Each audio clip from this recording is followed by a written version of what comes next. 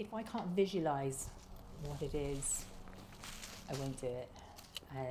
And so on one occasion, a school wanted a commission. They wanted to use some different tiles, and I just knew it wasn't quite right. And it wasn't that I went against their word. I just said, trust in me. I'm going to use these tiles instead. And they said, okay, go with it. And on that basis, I will deliver what it is that they want.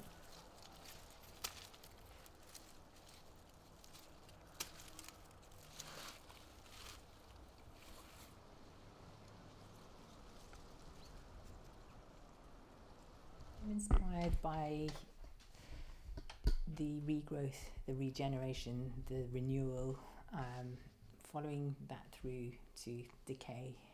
So I've got lots of fruit trees, lots of apples, so the apple is just so significant, really. It's the whole sort of meaning, its nourishment.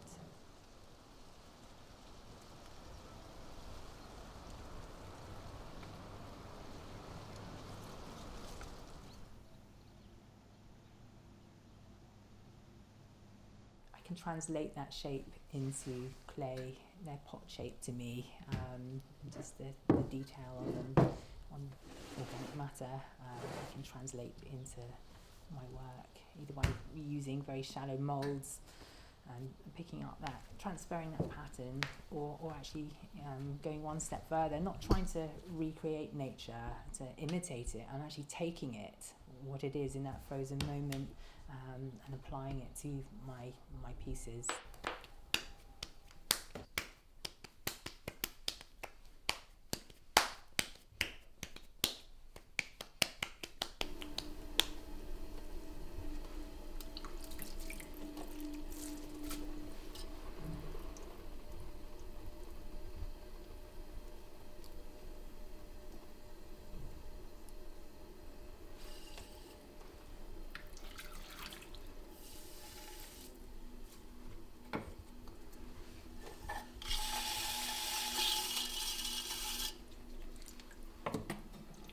That I have an allotment, it's the natural, but what I'm doing, I'm cultivating it.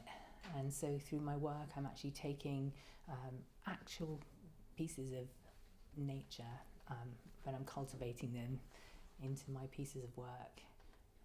And that's really the sort of theme with the conceptual work that I make, but perhaps more on a personal level, about aging and womanhood and things like that.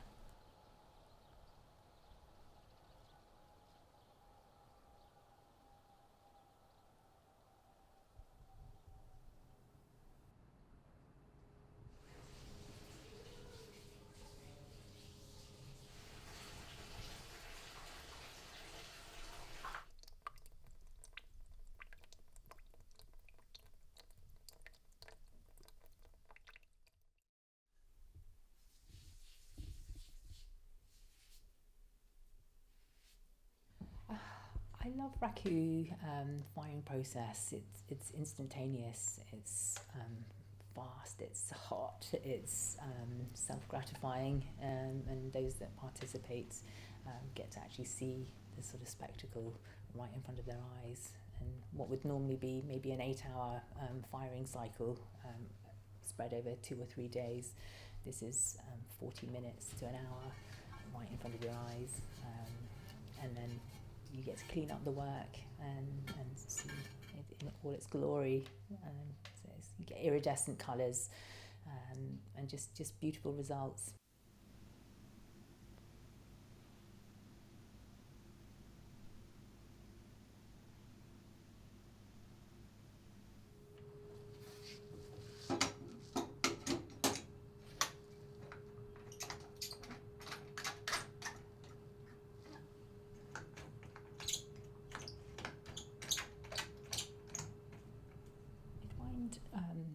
Ceramics therapeutic because when I'm actually making, my hands and my eyes are coordinated, and anything else going on in my life, it just disappears. That focus is on what is right in front of me of the moment.